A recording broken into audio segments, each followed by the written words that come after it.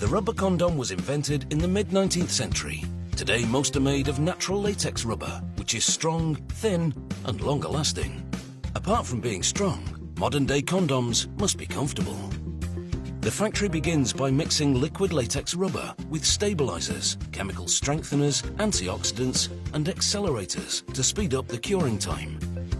Glass condom molds travel in single file along a dip line.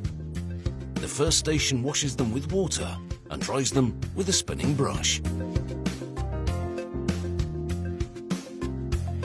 The molds then move onto the second station, where they're dipped into a latex-filled tank.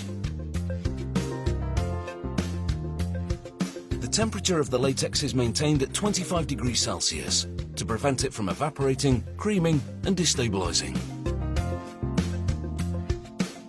The molds spin through a dryer, are dipped again, then spin through the dryer once more.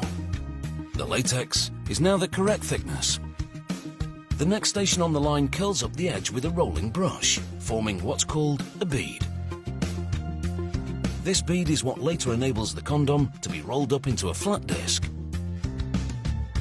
The condoms go through an oven for 10 to 12 minutes. When they come out, the latex is cured. The next station removes the condoms from the molds with high-pressure water jets. They're now washed and dried with a cornstarch solution.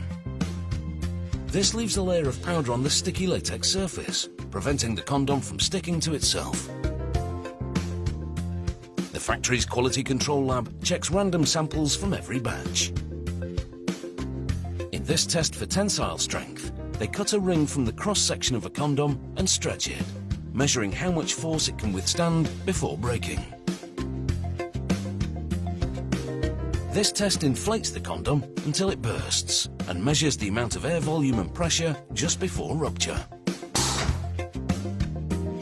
Then there's a water leakage test. They fill the condom with water and hang it for a prescribed length of time. Then, applying pressure, they roll it on an absorbent paper to check for a water spot, evidence of a microscopic leak. Every single condom the factory makes, not just test samples, undergo an automated inspection for holes.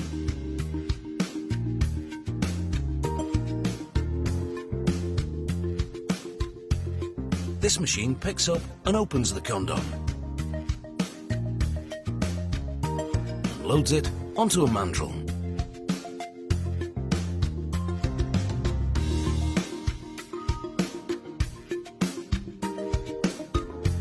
The mandrel is made of metal, a good conductor of electricity. A spinning rubber wand with an electric current running through it goes over each condom.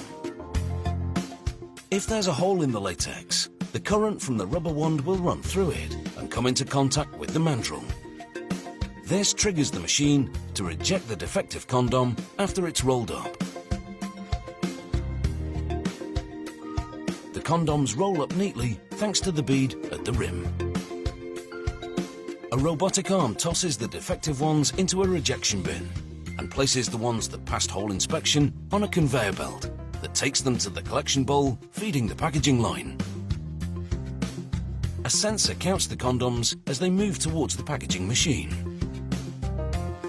The machine squirts lubricant on each condom before inserting it between two sheets of foil composed of aluminium and plastic.